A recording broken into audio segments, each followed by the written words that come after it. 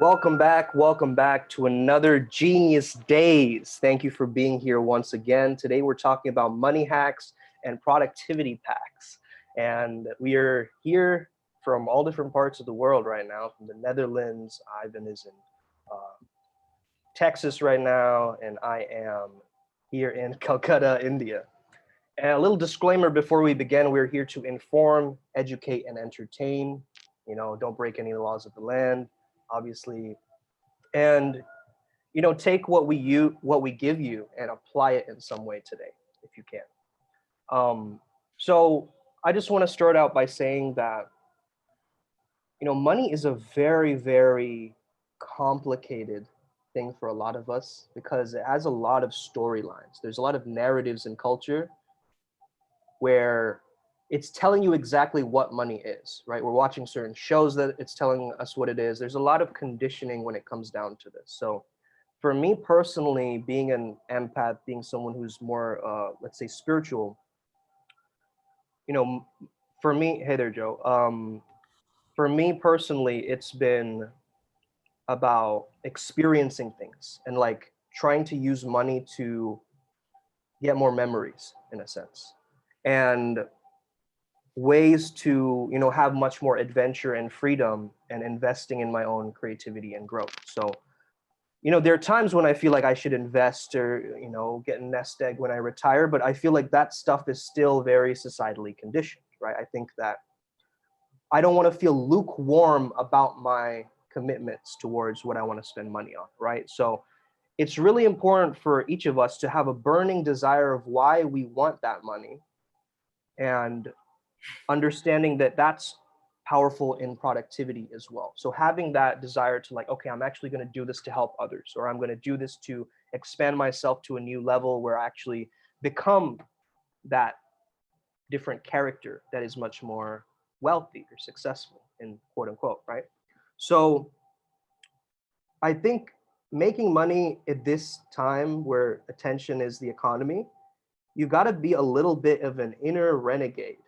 You've got to be a disruptor. You've got to find ways to change the game and to disrupt the system, to disrupt the frame of what is normal in terms of how people are making money. Because I think there is a strategy, and once you have the strategy and the tools, it's much easier to make money. But I think I asked myself, how can I make this better for the people? And also, how can I help others and rewrite my money stories? Like, we grow up with musical chairs, right? I want to take this person's chair, and we're already going into taker's mentality from when we're super young, right? We're being conditioned. Our parents are telling us we can't afford this. They're telling us money doesn't grow on trees. They're telling us that rich get richer, the hungry doesn't get fed, money is the root of all evil, work hard to get rich. They're telling us all of these different things and signs and symbols, and they are getting downloaded into this junkyard of the mind where it's just chewing this stuff, like it's ruminating like a cow chewing cud, right? Just there for use. And so once we can rewrite those money stories and understand that we can actually change our backstory when it comes down to money, that's when I've noticed the most profound shifts in terms of that. And one thing that people don't tell you usually when you start a business is like to really focus on who you're serving, like the finding the person and the customer who you're really serving. I mean, Joe told me this once: is you don't need money to make money, you need customers to make money, right? And so that's a really valuable piece of advice, because you got to find that person who actually you want to sell to, or that you provide a value for. What's coming up for you guys? So what's coming up for me is definitely you need customers to have money. But I like to advocate the game of perspectives. What is money really? Money is nothing more than a resource at the end of the day. And if you look at what money represents the trust. So if the customer trusts you a lot, you know, for your services and the quality that you provide, be the change in the lives of businesses and whatever, you're gonna get paid as such. So let's say from a consultant, coach, or guru perspective, If you are seen as the go-to guy, the trusted advisor, of course you're gonna get paid. Of course you're gonna get paid. But what if you would take a more personal perspective? What is your personal relation to money? Now, initially, before I started a business and even started with my own money journey, I was associated money towards, something almost unattainable until I started to realize money is very similar to paper. It is only as valuable as the value you give it. And we as a society, from what I've seen, trust money to help us ease the bartering between objects like, back in the day, how would you know how much oranges is worth how many apples? And who says that I want apples? Maybe I want chairs and cows and meats. Maybe I'm tired of vegetables. And thus, you start to realize that money is a tool. A tool for what? Survival. What are your thoughts, Alejandro? Yeah, so something I want to talk about is getting rid of those money limiting beliefs. And, I like to think about everything as like, evolutionary psychology, right? And for most of our life, as a species, we have been spending time in tribes. And what happens in a tribe is you basically share everything. You have excess fruit, you give your food to other people. Oh, I have this extra piece of cloth, you can have this piece of cloth. You're basically sharing everything. It's almost like if nothing is really yours, because the mindset is I am the tribe. And anything that's good for the tribe is good for you, and anything that's not good for the tribe is not good for you. You know? And the mindset here is like everything, it's either good or it's bad, right? And it's like this very like dualistic mindset, right? But like let's take that now into the present. And a lot of times we feel like oh you don't gotta pay me for this, oh you don't gotta pay me for that, oh it's cool, da da da da, right? Like we're sharing it already.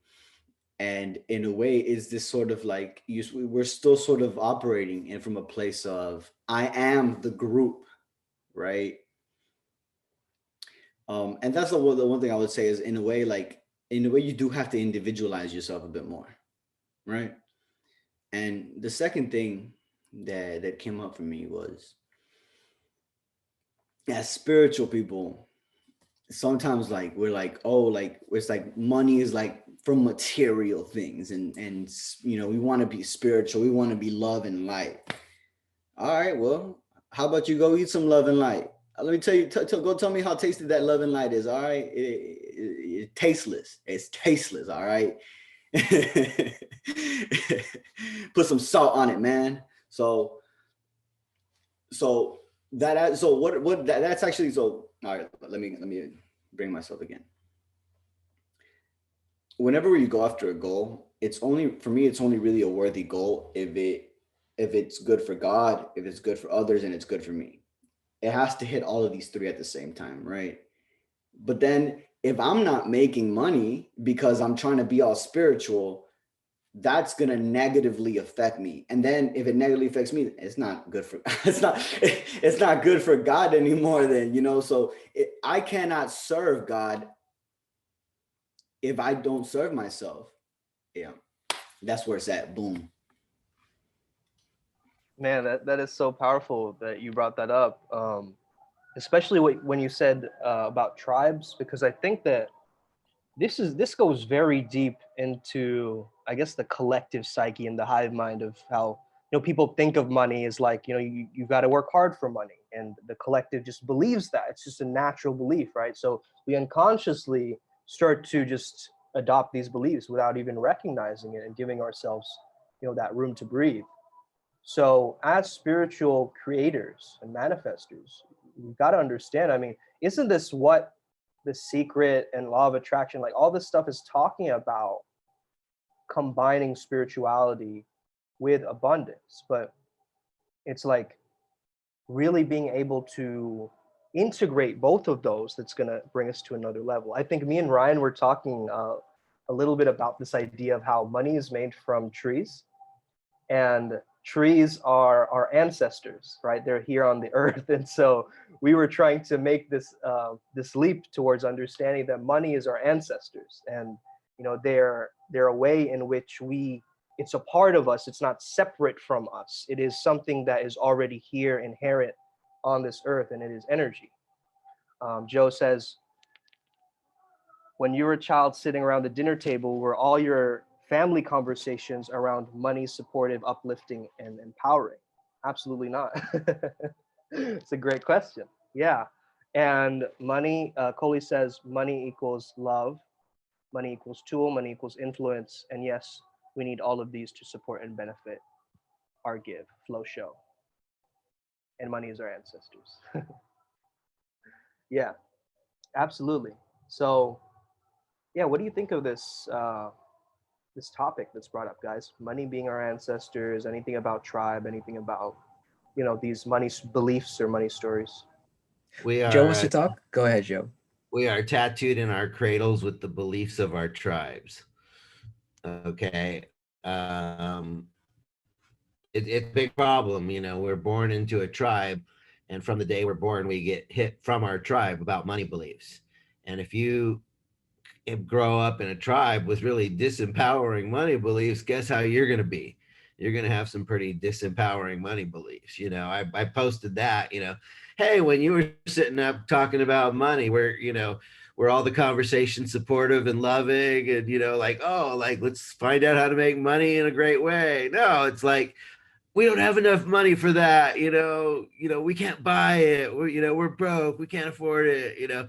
So most people did not have like these super supportive, like we didn't go to the dinner table and get wisdom around money. Normally it was arguments around money, and so, if you want to have better beliefs around money, sometimes you got to leave the non-supportive tribe and put yourself in a more enriching, empowering environment where people have, empowering money beliefs. I was thinking, the topic is, hacks. Okay, first of all, we have a spiritual part of our life, we have a temporal part of our life. We need to succeed in both. We can be spiritual beings, but if we don't have much money, we can't go to the food kitchen and buy a bunch of groceries for them. So if you make money, you can use money to fund your spiritual endeavors. Okay, that's a huge thing. Another thing is, there are things in life more important than money. One of them is gratitude. Gratitude is huge. Okay, and to me, money is a measure of gratitude. So the best way, there are things in life more important than money. One is gratitude. The best way you can demonstrate your gratitude is the way you pay me. Okay.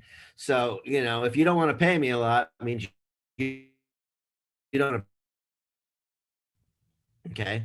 So I think there's a connection between gratitude and the way we pay people. And, I think that we want to shortcut the money thing. Why do people get involved in gambling?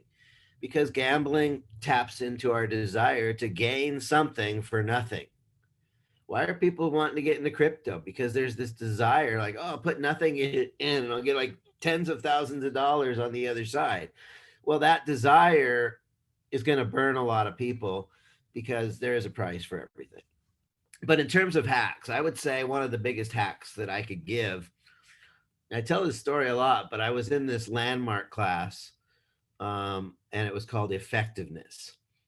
And there was a girl in the class that was an actress. She was pretty, she was talented, she took all the classes, she had a website, she was in the Screen Actors Guild, but she was going on a lot of auditions and not getting hired.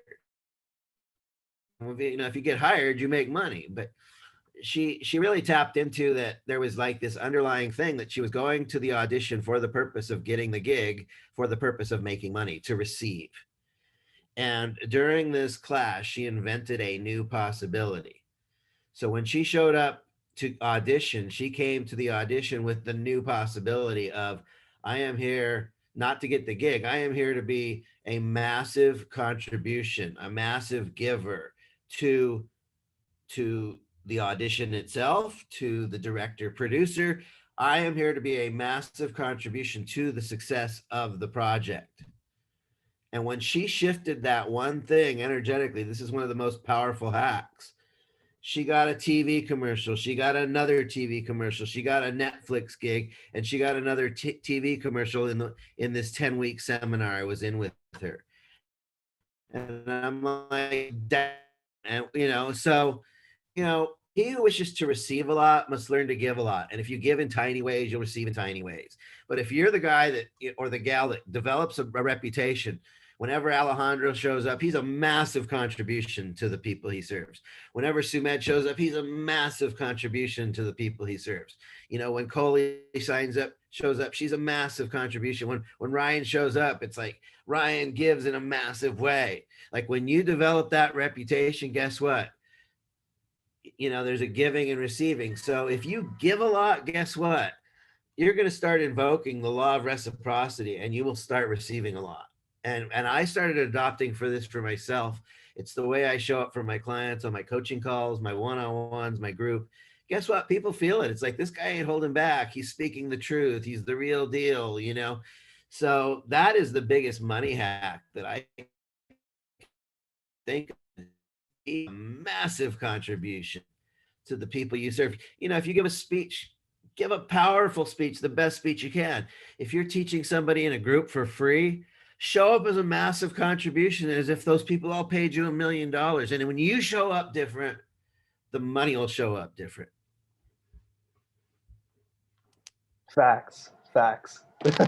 Absolutely agree with that, Joe. And yeah, give massively to receive massively. I love that. Have you ever heard of that the book, the Go Giver, Joe? Yeah.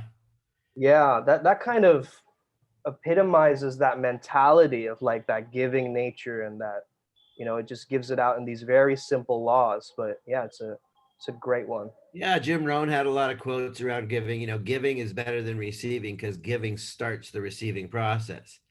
When you initiate giving, then you invoke reciprocity, even though people are not paying you.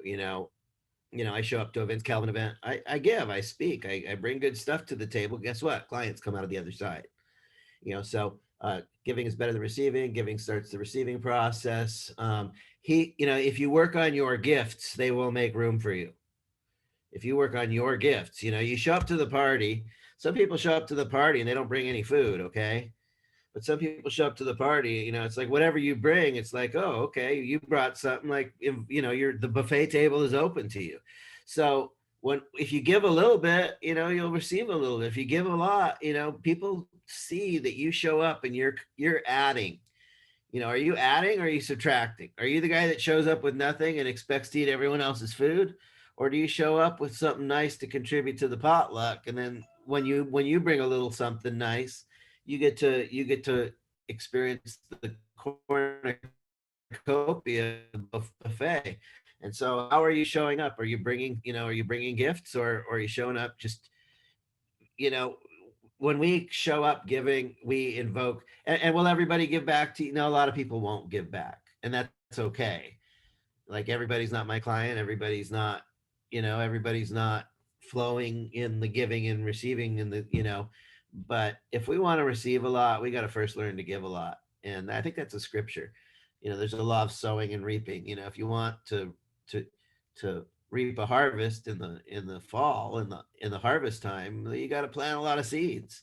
And if you're not if you're not planting seeds, if you're not willing to do the work at the planting time, you have no right to complain at the harvest time.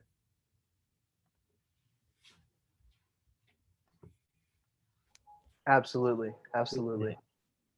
um Ivan, do you have something you want to say? Yeah. Go for it, bro. And this came up whenever, so it's something Joe said.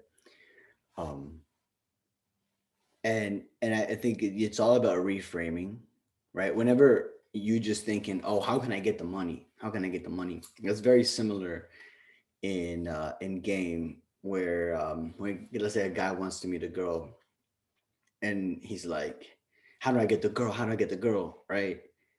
When the right question is, how do I become the man that a woman would want to be with? Right? And the same thing goes from money. how can I be the person that makes people want to pay me? Because that's literally what people want to do. Like, when you have something that people want, they literally like take my money. They literally want to give it to you.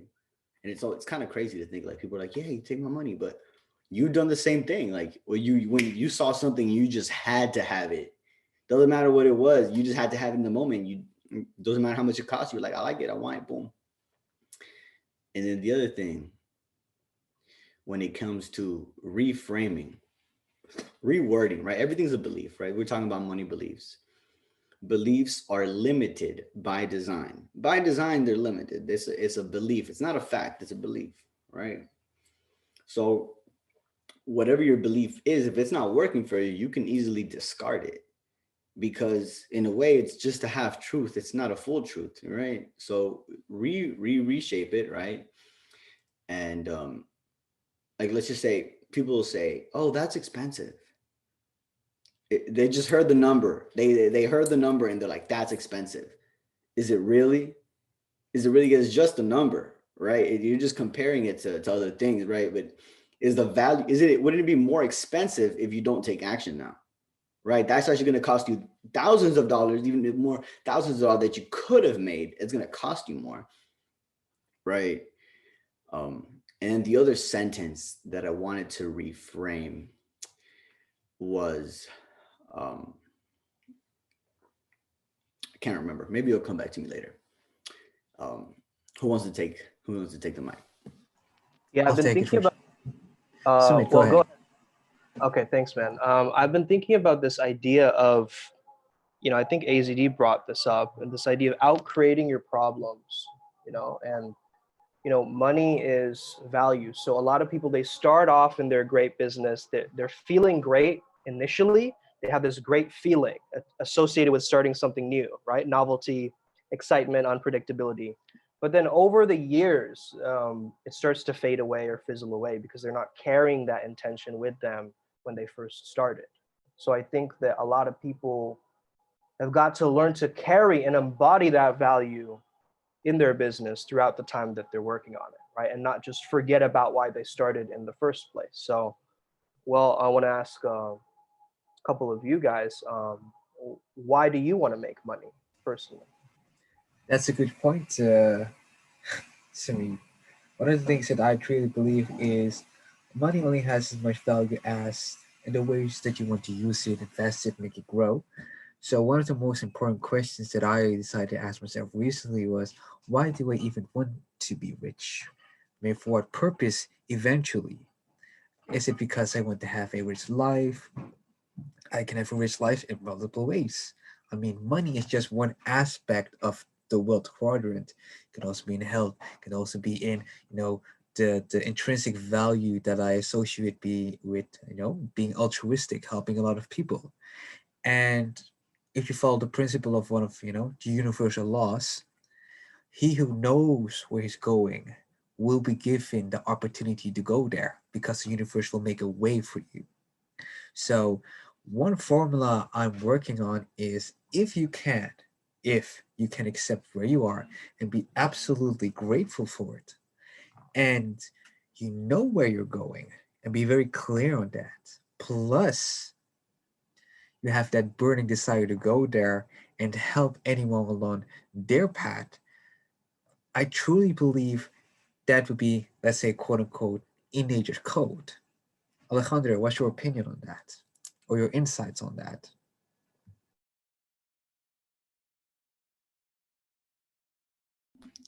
I think money is evil and it's the root of all evil.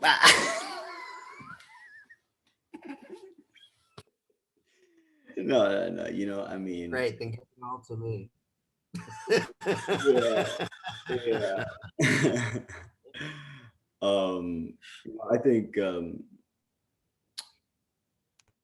in terms of what you said, there's nothing really like that comes up for me. Um, but yeah, yeah, I have nothing to say right now, actually. Right, so let me take it back for just a quick second. Things that are coming up are, the more grateful you can be for your current situation, the better. However, how can we make that more practical? One of the things that I like to use is, putting money away just to get the feeling of I always have money. And even though I'm not investing it per se, I am investing in the feeling of I always have dough, no matter what. And I never look back at, that particular bank account again. Maybe in my old days or whatever. And that's very similar to, how you would invest into dividends and you name it. And while on my own money journey, just a second, Joe. While on my own money journey, I decided what fears do I have with money and how much would I really need to live, let's say. Where are my bills really going? Let's say I would only need $1,000, €1,000 per month that I'm spending. Can I cut down on it? And if even if I couldn't cut down on it, how can I make myself worry less about it? Remove from the worry and just be grateful. So one of the tactics that I like to use is have a separate bank account where I just put the money there and all the expenditures just, retract. And then my main bank account, whatever stays, is my, let's take care of Ryan for a quick second. Sumit says, Yep, the richest man of Babylon speaks as well too. Joe, you wanted to say something? Yeah, I got this book sitting here conveniently. It's called The Science of Getting Rich by Wallace Wattles. It's an ancient book. It goes back, probably 100 years. And one of the, it really is a great understanding of the alchemy, the science of getting rich. So there's a couple ideas. Number one is thoughts are things. We have thoughts, that it seems pretty intangible, but and so number one is we need to be grateful that we have these brains that are capable of like working magic internally and externally in the world. So we need to recognize, number one, thoughts are things. Number two is we need to be grateful that we have these thoughts that can manifest. Number three is through our thoughts we have the ability to touch the universe and the universe responds. There's this video of Steve Jobs talking about one of the great laws of life is learning that if I poke the universe, some's going to poke out somewhere else. Okay, like we have thoughts, so if we poke the universe, like if we impact, if we our cause, then we will create an effect. And when we start to recognize that I have thoughts and I can take my thoughts and I can put those thoughts in the universe and I can impact the universe and the universe will respond. That's magic. That's some fucking magic shit. And when we can put stuff into the universe and we can create, we can take what's in this mind, we can create on paper with words, we can create, with glass or with wood or whatever our craft is. But I use thoughts to work with clients, them shape their thoughts and their actions so they can go out and do what they love, share the love, receive the love, make money. But they can take their thoughts and improve lives with their thoughts. They can take their actions and improve lives with their actions. And what comes out the other side sometimes is grateful people who pay you money. And so when we realize that we have this magic, we have this alchemy, and we have the ability to act upon the universe, and when we do it from a place of improvement and from gratitude and from, like, when we outflow the love has a chance to inflow back to us. And I just wanted to kind of share some of that alchemy kind of stuff. It's just, you know uh, and I think, I talk about this all the time. Humans are a little bit scattered like a light bulb. They're not focused like a laser beam. And when we poke the universe in a more focused, impactful way, like you organize your thoughts, you organize them powerfully, you organize your contribution. You don't give in a scattered way, you give amazing gifts. And you're giving with gratitude, and then you'll receive with gratitude from gratitude. There are people that will appreciate the fact that you can make their life better, and they will pay you money, they will pay you goodwill, they will pay you in kindness. There's a lot of ways that people can give back. And so do we show up giving in a scattered way? Do we show up giving in a focused way? Do we poke the universe like a light bulb scattered, or do we show up organized, structured? I got a plan. I've got a blueprint. I like the word project. The word project and project is the same word. When we create a project out of something to the future, what that project will manifest on the other side. And so that's the name of the game. I think the name of the game is, how do we show up? Do we give in a focused way? If we give in a focused way, we can receive in a powerful way. And there is this thing of a wealth cycle too. Laurel Langmeyer talks about it, that we need to have income, and then we bring money, and we need to protect what comes in, and then we need to grow it through investment, and then we need to have a team of wise advisors that don't steer us the wrong way. And so my focus with my clients is, how do we create that business that works? And when people think of investment, they think, okay, I'm going to take this money and I'm going to go put it in stocks or real estate or crypto or whatever the hell you're putting your money in. But I call that external investment.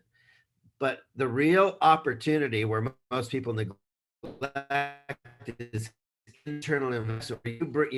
You bring in money and you protect it, and then you actually use that money to not send it off to someone else's business, but to grow your own business. You invest in your own business. You invest in your ability to get more customers, to pay you more money more often. So instead of taking the money and putting it off in crypto, I take the money and I put it into growing my own business to serve more people, to have more impact. And you can make hundreds of thousands of dollars. When you take your money and you put it off in something else, you might make 10 or 15 or 20% per year. But in your own business, getting more customers, let's just say you have customers that you charge, I don't know, $5,000. Are you willing to invest $100 or $200 or $500 to get a $5,000 customer? That's a way better investment than anything you can do in stocks or crypto or any of that shit, because you're just serving more people. We need to ask, how can I be a bigger contribution, and how can I serve more people? How can I impact more lives? Here, I'll tell you, this is a big giant hack for me. I don't set money goals. I set impact goals. I want to help 100 people start a business or grow a business in the next 12 months. Is there money associated with it? Yeah. But I don't, because I'm focusing on how can I give more? How can I impact more lives? I don't have dollar signs in my eyes. I don't have commission breath. Commission breath scares people away. Hey, I'm trying to make a sale. Will you buy from me? Well, like, I'm more focused on the receiving. I want to make the money and get this sale. But I just want to change lives. And guess what? I do charge money for that. And if I change lives and people agree to do that, they will pay, and there's money on the other side. So huge money hack is set impact goals, not income goals.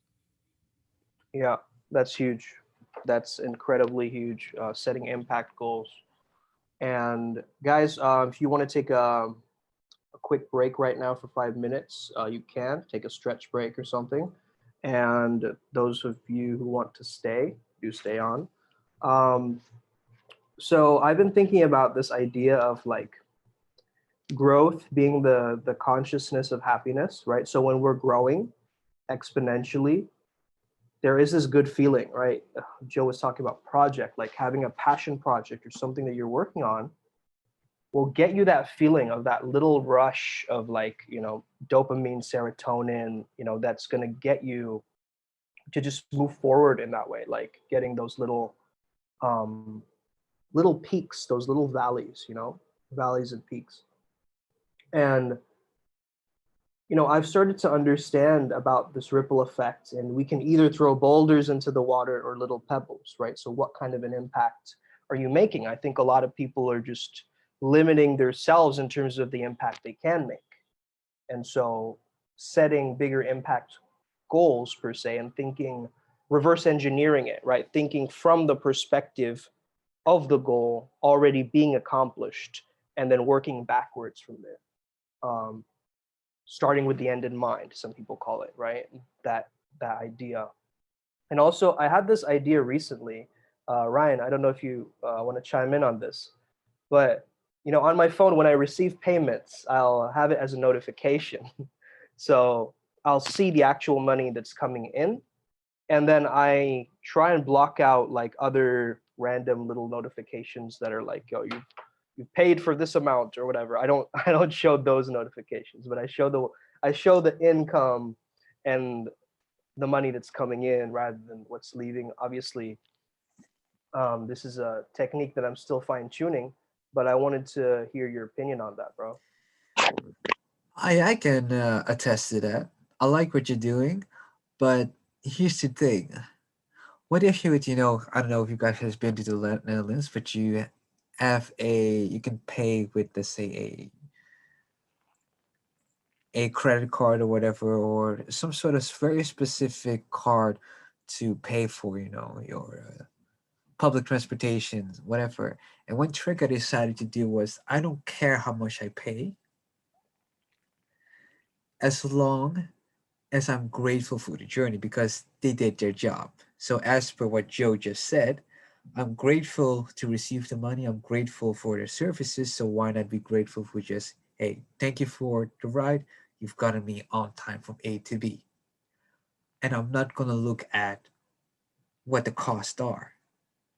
Because one weird psychology thing that I've learned when chilling with my sales friends is you never say it will cost this much dollars. It simply is it's 4,000. That's it. That's all you say. Because it's what we associate with those words like dollars, investment, cost, tend to be a bit negatively oriented. And if you're from Indian family or from I'm not sure whether Alejandro is sneezing or his face is frozen, so that's kind of funny. I think Um, he's yeah, I I think thought he's so too. That's hilarious. But anyway, you pay gratefully. It's this very similar thing that I started to do through the teachings of Joe. If I get an issue from a client, I'm grateful to receive the issue. Why? Because that's a new chance to provide value. So no longer do I look at it from that perspective. It's more fantastic. Now I get to prove myself again. It's the same principle of stoicism where you say, I have been waiting for this. And thus, I am grateful for the opportunity to either grow, learn, practice temperance, practice gratefulness. So you could hide from it or simply say, it's just me giving back to the universe. Because if money is nothing more than a tool, then the tool should be shared. And if you're going to share something, you might as well get something back for it. You see what I mean? So every time you go grocery shopping, you know the joy it will bring you, your family. See, Alejandro's having internet issues, but that's cool. So this might be a new way of viewing, giving money, paying for it, investing in it. So what are your thoughts on that, Sumit? Yeah, it's reminding me that people make money through different ways. Like some people are just good at connecting others together, right? And some people are just better at creating. Like Oprah isn't going to make money like, Richard Branson is, for instance. So it's going to be according to uh, your signature essence of how you make money that's going to really come into this picture. There's a quiz I believe called Wealth Dynamics, right, Joe? Which talks about this idea, which it tells you your wealth profile, like in terms of how you can chart your way towards your character of actually making money, which is quite cool.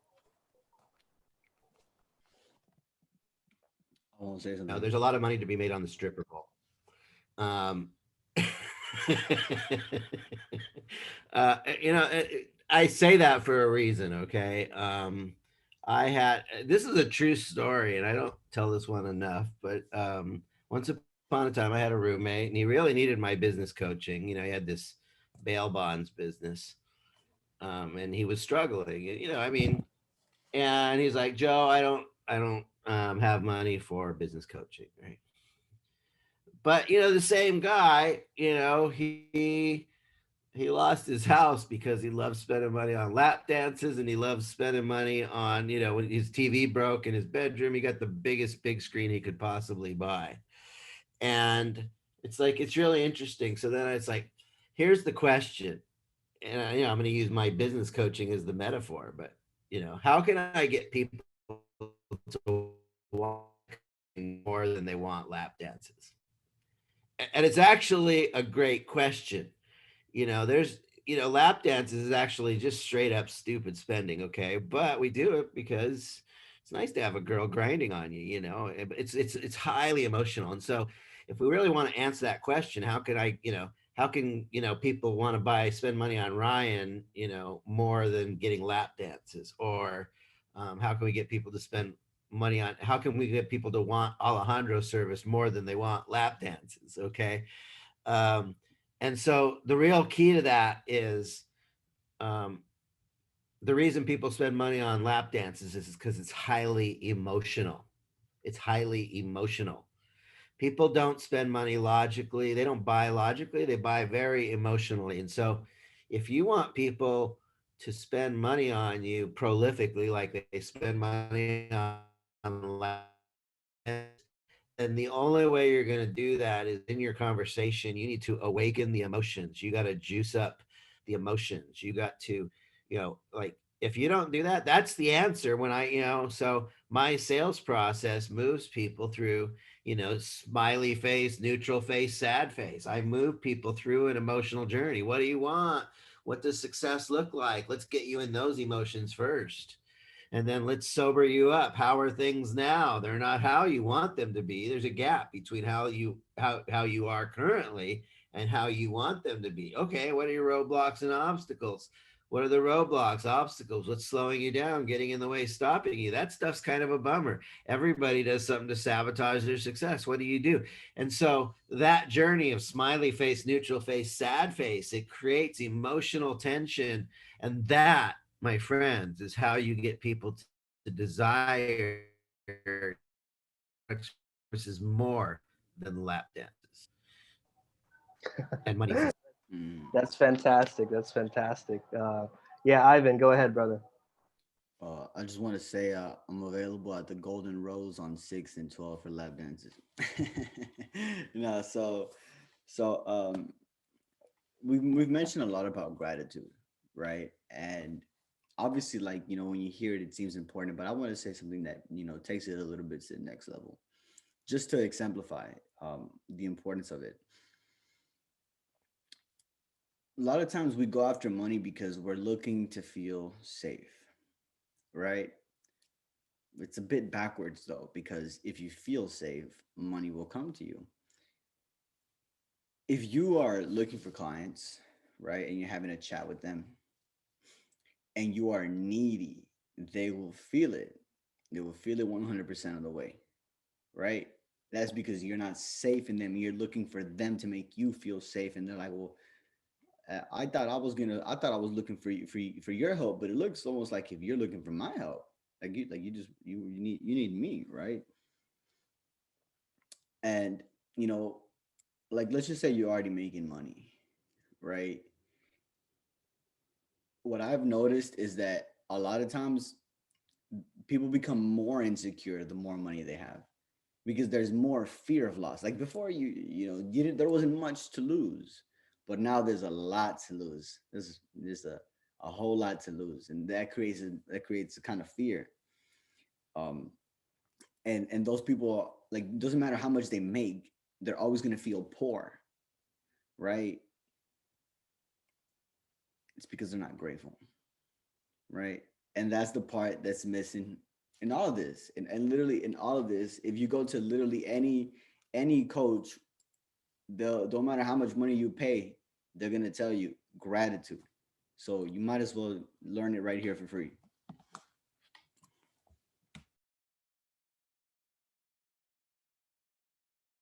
Yo, and to that extent, practice gratitude. It's one of the literal things I do during my workouts after I take a quick break. Like to write something in this gratitude journal. And one of the things I'm always grateful of is all the effort that I do. because effort equals the trust that I have in myself, and the results are the proof of it. And gratitude is one of the highest frequencies you can take anyway. So even if you wake up, feeling like dog shit, it is literally in your power still to feel fantastic. And you already know what to do. Take a take a nice shower, be it cold, warm, or lukewarm. Have good food. Do some dieting. Do some detox. Do whatever you can to take care of you. Because even if you would grant yourself a fantastic lifestyle, what are you really doing for yourself? You know what I mean? Are you going to the spa? Are you taking care of your hair? Are you taking care of your health?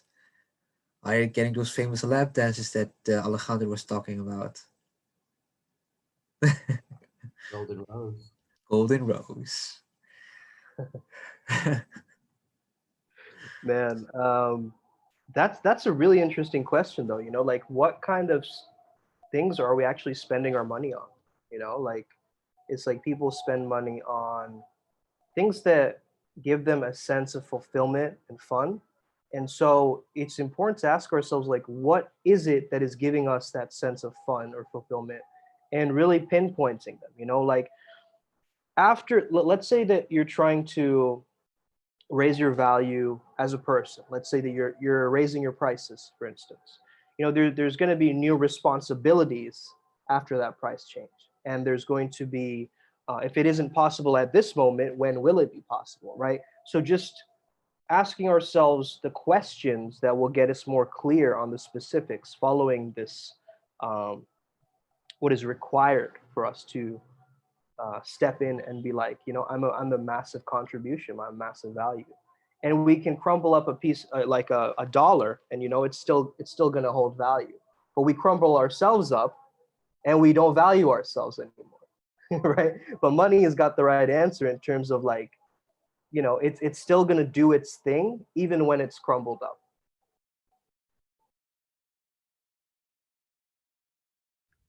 There really is a common thread in our spending, and we spend money on things that make our life better. We spend money on things that make our business better. We spend money on things that make our relationships better. It's that word better. It's now why do we spend money on our brakes? Because it's better to have car brakes on your car that work than not have brakes that don't work. Okay, but why do you spend money on the Jack Daniels? Does it make your life better? Well, you perceive it will make your life better. So there's this difference between real value and perceived value. The real value of that Jack Daniels is probably not much, but the perceived value is this will make me feel good. Are you going to be better off as a result of it? Probably not. You're going to probably end up with a hangover, or you're going to end up feeling a little bit whatever. So, um, I think we spend a lot of money on stupid shit. We spend one of the reasons people are not spending money with us is because they spent money on shit that didn't work before and they project that onto us. It's like, well, I spent money on these 10 things that didn't work. I spent money on 10 coaches that burned me. You're just another coach that's going to burn me. Okay, well, it has nothing to do with me because I'm that massive contribution. But like people, we all have spent money stupidly. We've all hired that person that we thought was going to come through for us, and they didn't come through for us. And when I spend money with somebody, I hope they come through for me. I'm grateful to give. I'm grateful for them to bring their betterment. But when I spend money and then I'm grateful on the spending and then they don't deliver the goodies, then all of a sudden I turn it, it doesn't feel so grateful anymore. It feels like, holy shit, I was burned. And it's like, oh my God, I spent $1,000 on what? I got what to show for it with that $1,000? I got nothing to show for it, And so, we need to be a little bit more wise with our spending. We got to stop being fools. And when it comes to us presenting in the marketplace, I think because we live in that, I think we actually live in a time where there's an epidemic of distrust. Like nobody trusts anybody. It's like, why should I spend money on your shit? I want, like, let's face it. How many of us bought books that are sitting on the shelf that we never read? How many of us have books that we bought on Kindle that are sitting digitally in our fucking Kindle, and we forgot we even spent money and bought them. We forget that they exist because it doesn't physically exist. You know? So we've all spent money on shit that didn't work. We all spent money on books that we didn't read. We spent money on courses that we didn't attend. And and so the hack, the real hack is how can we demonstrate, how can we show proof? Okay, what the thinker thinks, the prover proves. I think that was Robert Anton Wilson or somebody said that. What the thinker thinks, the prover proves. And so, you know, yeah, I was saying I got this program and it works. Well, you know, don't take my word for it. Here's the proof. You know, Dan Kennedy said if you only had one weapon in your sales arsenal, it would be a preponderance of proof, mountains of proof, mountains of evidence that I really do deliver. You know, here's you know 500 people that spent money with me, and their lives, their business is better off because they did it. Here's the proof. And so, you know, there's all kinds of different ways to demonstrate proof. It could be testimonials, it could be industry statistics, it could be research, it could be case studies. But at the end of the day, you know, we live in an epidemic of distrust, and nobody really trusts anybody. And so if we can show up and not only make claims but have proof of those claims, then we become much more credible, and people will flow money our way. They will flow money our way when they feel there's sufficient proof. Yes, emotionally I want this, but logically I need the proof that you can really deliver on what you say you can. So if you have a lot of proof, you're going to make a lot of money. Absolutely. And you know, I recognize something you said, Ivan, very, very powerful. You said that money is associated with safety, and we need to get safe first before we actually get money. I think that's very potent statement, and I think a lot of us we associate money with security, right, and survival. So when we don't have money, we feel insecure, right? And so instead of attaching money to this idea of something that is going to be lost, it's scarce, it is a resource. I mean, money itself comes from the goddess Eunice, which means unit. So it's just like one thing, right? It's like a little dot. So when we can look at money not as this thing that's running out, but rather this energy that we're tapping into that's an unlimited potential. It's a resource. It's we're going back to source. We're going back to it, and we're channeling it from nature or the divine or ancestors, like we said. That changes our idea around it. You know, I've met quite a few abundant people in my life. I had conversations with them, and just their mindset is so different. You know, like I talked with this guy Alexander Waters, he's a millionaire. He was a millionaire, and he told me when I told him, man, I'm taking a risk in paying for this program or something. This was a while back, and then he said, "Is it really a risk or is it an investment?" You know, and I was like, yeah, you're right, it is an investment. You know, like why am I suddenly setting up this, why am I presupposing that there's going to be risk involved? That's the thing. Like, why am I already setting up the storyline that it's not going to work? And that is true. Like, yeah, our past creates these storylines, these narratives, right? We've been burned before, we've spent money on stupid shit, our credit balance was on zero, like all these little instances that get us to feel this lack or scarcity, some people call it. But just because we read a book on abundance doesn't mean that we're going to be abundant in that Well, next moment. you know, it is abundant. You know, there is abundance. Okay, and if you don't think money is abundant, all you need to do is, even in Kolkata, I've never been there, but there's probably buildings, $500,000 buildings. You know, we sit there in the car. Okay, there's a $20,000 car. There's an $80,000 car. We are, you know, right now, as you just sit there, people are using their phones and they're doing bank transactions through the airwaves. Right now, money transactions are physically going through your body. Caught one. Yeah. And so we need to recognize that, number one, the universe is abundant, and if we want if we're not experiencing that abundance, we need to ask ourselves, what can I give to, how can I siphon? Like, there's all this money around me, but I don't have any. Like, okay, there's all this money around me, but I don't have any. How do I get some? Because it's that giving that opens up the receiving, and it will all flow your way. Also, you said something else, and it's real easy to sit in the scarcity and say something like, I'm broke, okay, or I don't have much. And that is never gonna bring you anything. It actually pushes it away. To me, when somebody says I'm broke, what they're really saying is I'm ungrateful. I'm broke equals I'm ungrateful. Because if you think about it, like, you are abundant in the air that you breathe. There's not a shortage of air to supply you for your life force. There's an abundance of water. There are oceans in the sea. There's, to provide. And so I've learned the big shift is for people that are saying I'm broke is to say, thank God I'm rich. Thank God I'm rich. Do I have a roof over my head? Do you realize millions of people last night were homeless, sleeping on the streets? Thank God I'm rich. I have a roof over my head.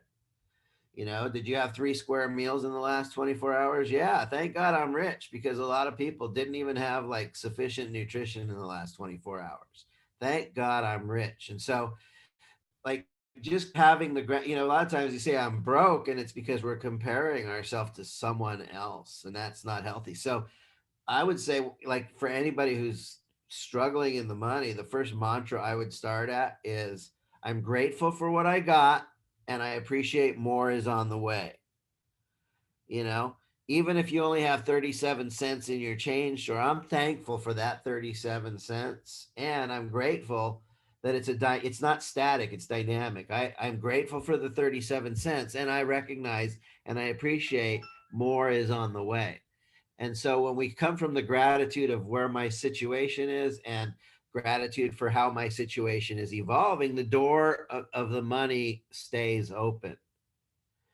As soon as we say I'm broke, and I'll tell you how simple this is. It's as simple as walking down the street and seeing a penny on the ground.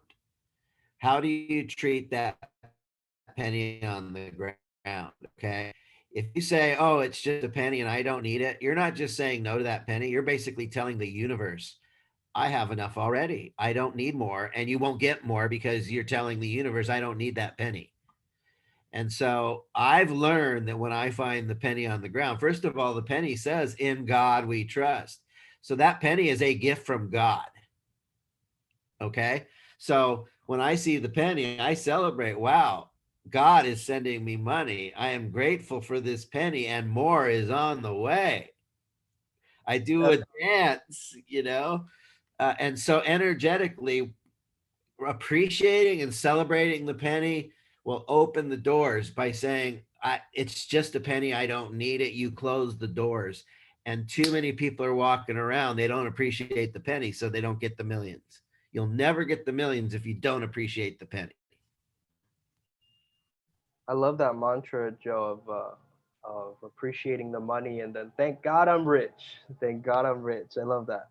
And it reminds me, like, me and Ivan, after we attended this Sadhguru this program, we came up with this little thing that we said to ourselves. We'd look at our watch, we'd see the time, like right now it's 9:07. We'd be like, hey, what time is it? 9:07. Thank, and we're still alive. And we would both high five in that moment. And it just was this powerful incantation that we created. I remember that got us to acknowledge the fact that we're still here, we're still in the maze, we're still in this game right now, and we got to keep going. So yeah, that Yeah. I found myself, stop, like, not really picking up a penny off of the floor, but now that I recognize it, like, yeah, that little minuscule moment is like how you do one thing is how you do everything, right? So it's like being appreciative of that penny because somebody had to make that penny, and it has this whole history. So that's an important lesson. Yeah, go ahead, Ivan. Yeah. So, if you're not where you are right now, and I know I'm not I don't know. I'd say I'm in a good place, but I mean, my parents would say that I'm not in a good place, but I'm in a good place. And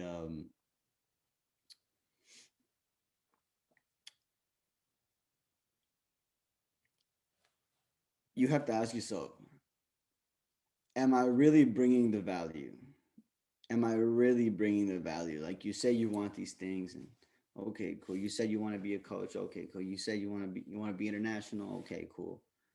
But are you really bringing that value? And that's something that sometimes we have to really face. Is like, if you're not there, it's because you're not that person that's even capable of giving like that, you know.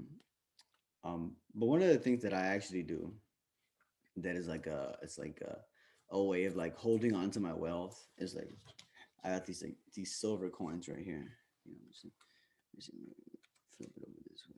Oh, they're bright as fuck. Yeah, these are like 1 ounce coins. And I also have this really dope coin from the Roman era. It's from 200 to 205 AD, right? It's like a piece of artifact, right? It's a little piece of silver.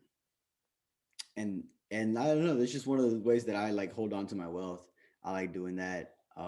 And these things tend to hold on to their wealth of, very well, and they go up along with inflation, so they don't really, lose a lot of value unless they get manipulated by the markets and, people in the government and stuff like that. But gold for sure. I mean, I'm wearing my gold, like, this, my dad, we got it for like 5K like 10 years ago, and it's like 10K now. So it's like precious metals and stuff like that. That's the place where I like to put my money as well.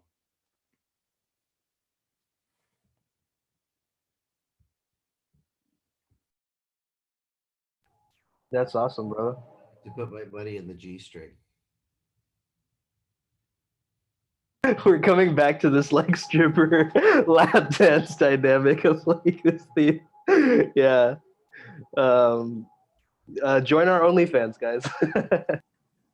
Sure, guys. Sure, guys. But anyway, seeing how we are going on the hour mark, we'd like to open up the floor to especially Pamela and Shufi. How do you Shuvajit. what? Shuvajit. Sujit, do you have any questions for the group? Assuming you guys are even listening. No questions from my side, but it was very insightful and I loved the whole session overall. Thank you, brother. Awesome. Appreciate that. I don't have any questions either, but it was amazing. It was amazing conversation, and yeah, I always learn a lot really from like the previous time. Also, it just opens my mind because around business and money, I'm very, new how to create and how to, how to just build a business or anything like that. So for me, it's just interesting to listen really and learn from all that you're bringing. So thank you. No questions. Then we have given the perfect lecture if there are no questions. Isn't that right, guys? Yep. Facts. All right, guys. Fantastic. Thank you so much for tuning in to another Genius Days. We'll be back next Sunday with another topic. We'll let you guys know what that is. For now, stay tuned, stay legendary, and may you never be the same. May never be the same.